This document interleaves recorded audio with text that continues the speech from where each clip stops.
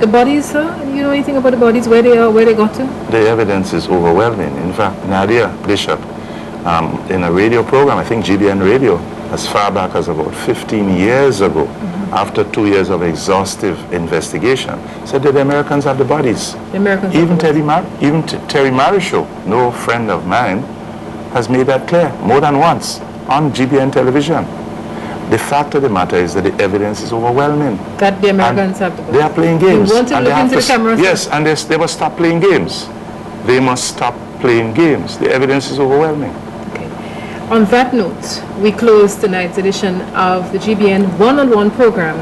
I've had with me Mr. Bernard Coard, who was the Deputy Prime Minister of the People's Revolutionary Government. He was recently released from prison.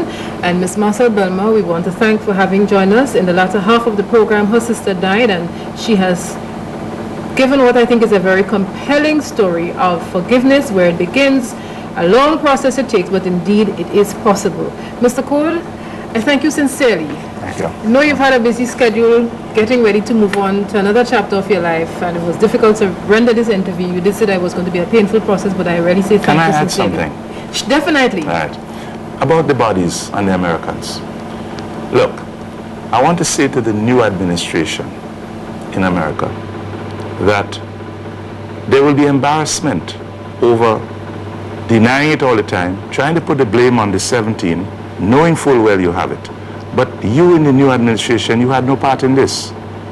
You had no part in this. You have an opportunity now to start the slate clean.